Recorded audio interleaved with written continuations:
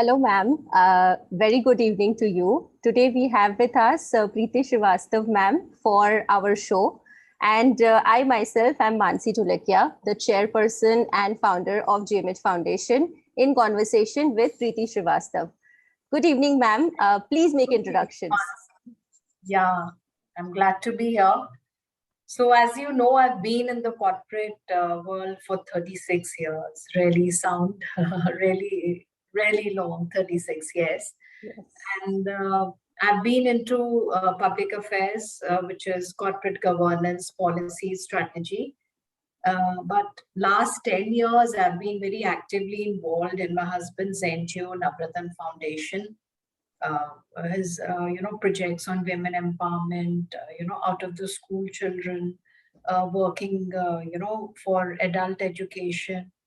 And since I was very interested in counseling, and in my journey I had several youngsters reporting to me, and naturally, with the motherly instinct and the mentor, I started counseling.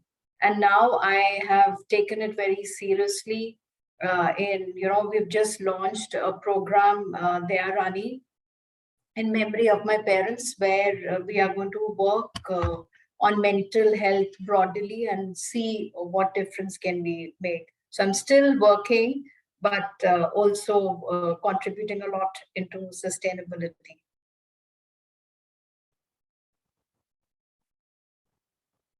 Can't hear you, Mansi. Thank you. Thank you so much, ma'am, for the introductions. And I can vouch for one thing, that Preeti ma'am is a very passionate mental health advocate, a lifelong learner, and a very compassionate soul. So we are so proud and honored to have her here today. So, ma'am, I'll start with my first question for the series. You have been a part of the corporate world, like you said, for such a long time. So what do you think is the biggest challenge that a young woman faces today in terms of her mental well-being? See, things have changed from the time I started working, and today the majority of young women are there. I think the biggest challenge is how to create a work-life balance. The young women wants to excel. They're taking all the required education. They are becoming women leaders. They are striving. There is hardly any job profile which women are not doing. But traditionally, the way we have all been brought up, and that the house is very important. So the biggest challenge today, and it's a very unconscious kind of a stress I feel, where they are, some of the women who are housewives or even who are not married, helping their mother, before they come to office or after office hours. And especially if you're a housewife, you're a mother, you have to complete all your work and come. The best part about being a woman is we are multitasker. We feel happy, as we say, we are Annapurna. So, cooking and, doing chores comes very naturally to us. And then we come to office. But there is a lot of balancing which needs to be done. And as we talk, I'll elaborate how does it affect on the daily routine. This is one. And second, which I'm seeing in a lot of young women is that, their desire to excel. As you know, for so many years, women were not allowed to, come at leadership positions. They were not allowed to do certain kind of job. I'm one example. I started with sales, and I was told, no, women don't do sales, and I had to really struggle to make a mark.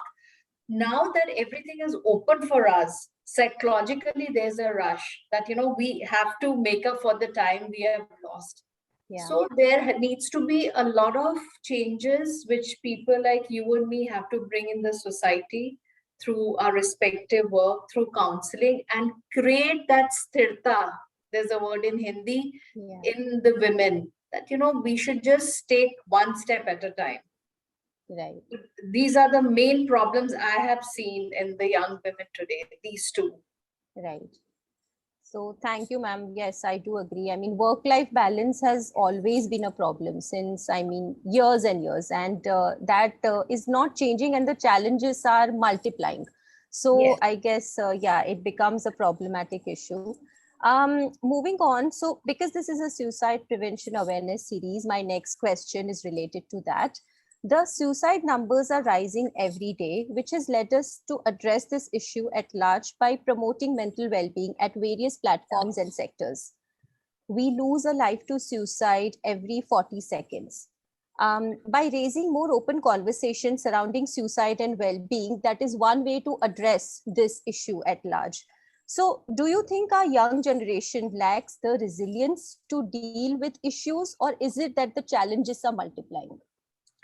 See, they have the result. There are challenges, but I'll take a step back. If you see the data, at least the data I have studied, most of the suicidal tendencies have been with people, girl or a boy, who are more into themselves. They're more loners.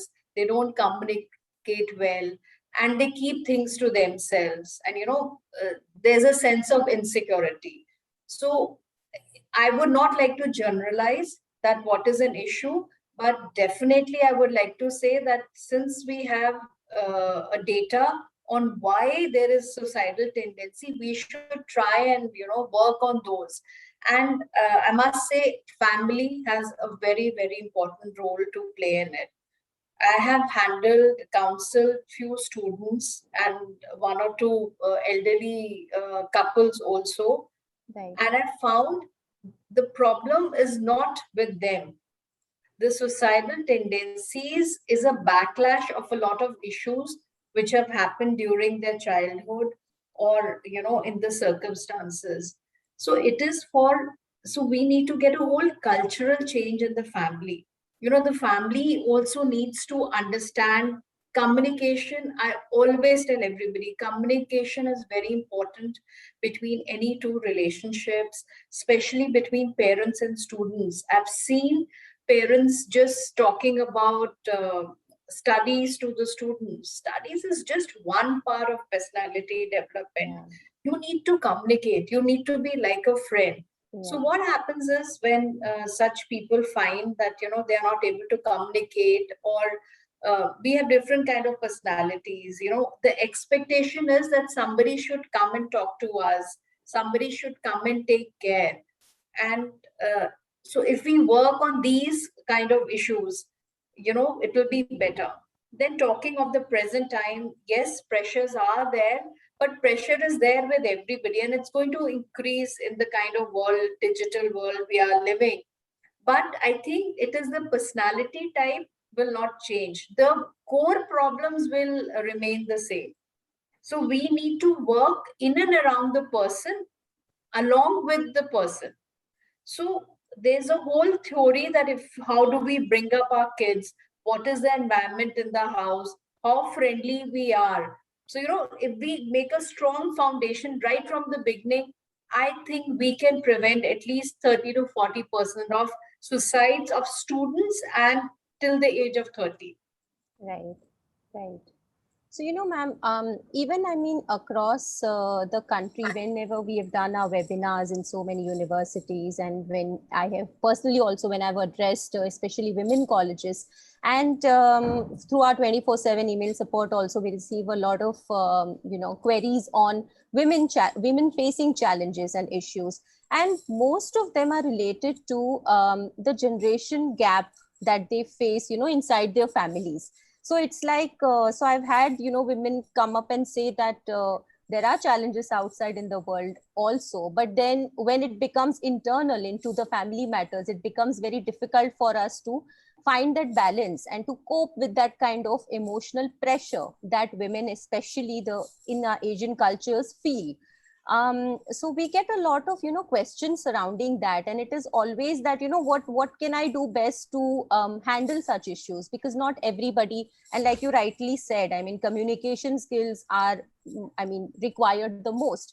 Sometimes a woman cannot communicate properly at her house that what it is that she actually wants to do and how can she balance it. So I don't know if there is I mean, what can we do, I mean, about these issues at large? See, what I always advise is that if you understand what is an issue, you have resolved 50% of your problem. The problem comes when you don't know what is an issue. Why are you anxious or why are you depressed? In such cases, they understand what is an issue. So we just have to resolve, what we should do about it. Most of the issues which come is that you are coming after marriage into a very different background. Every house is not the same, is different culture.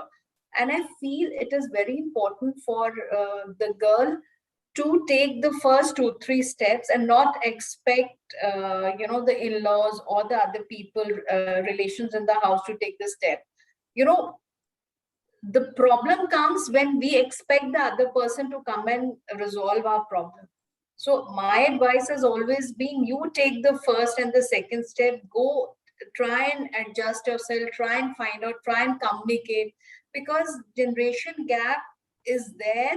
It is for the younger generation to talk and adapt easily. It is very, very difficult for our mothers and our grandmothers and our mother-in-law to change.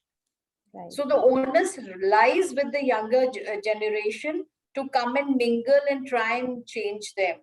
The problem, what is happening with this generation issue, is that both are very adamant. Both feel it's a preconceived notion that our lives are different, our likings are different, and this will remain. So we need to really, cut down and abolish a lot of norms we have been thinking, and we have been brought up with such beliefs. Communication, yes, but more than communication is getting involved in day-to-day activities.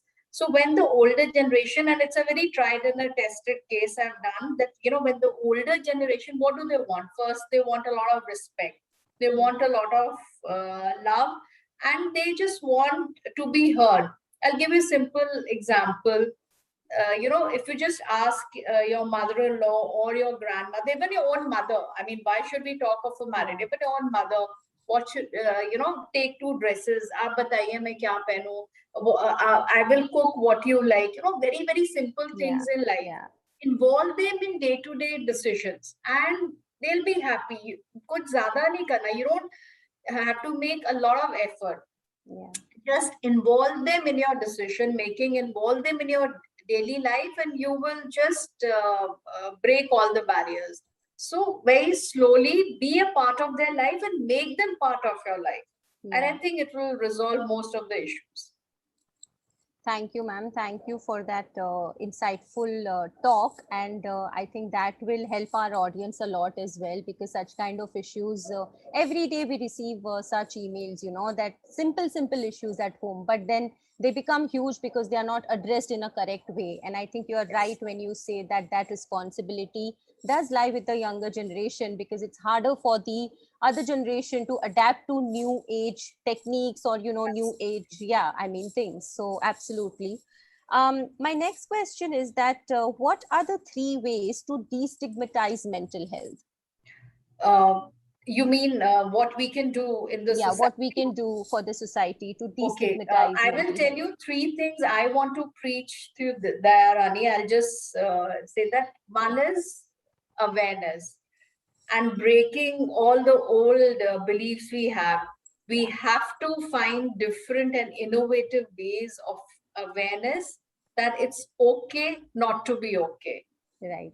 The moment you hear the word mental health, people just think, oh, there's something wrong with me or wrong with the other person.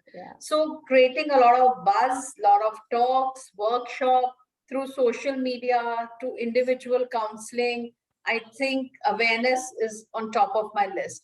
Right. Second is, we all go for our, annual physical checkup or periodical checkups. So I want to work with the government and other, stakeholders, is that emotional well-being should also be a part of your annual health checkup. Right. Why are we leaving out our mental state So if this becomes, like we take our report and go and show to a gynae or a dentist or a cardiologist, we should go to a psychologist also or a counselor, depending on the age. But this should be made as part of our annual checkup. There has to be an emotional intelligence or emotional awareness or emotional IQ, whatever the experts may like to call. This should be made mandatory. What will happen is that it will be like a normal thing. Today, mental health is like a taboo. It is not like a normal part of your personality. And third, very important is a lot of time in India and maybe globally is lost. Like I always say, that sport should be part of our curriculum right from the beginning. Even mental health or emotional health should be taught. Yes. We used to have moral class, Yes. booklet and classes. This is Yes. also a moral science Yeah. of our mind.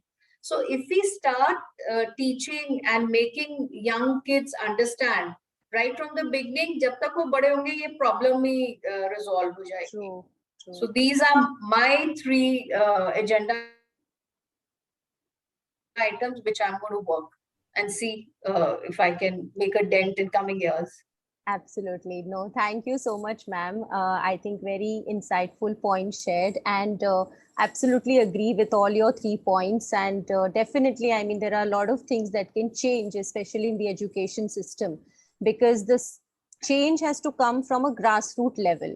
We cannot just superficially keep changing things. The inside change of the society will not happen in that kind of way. So a revolution has to come, and I think no better time than now to do it. So thank you so much. Thank you, Mansi. It was lovely talking to you. Thank you, ma'am. Thank you so much. With that, I end this episode, and keep watching and subscribing to our channel to see more such interactions. Thank you so much.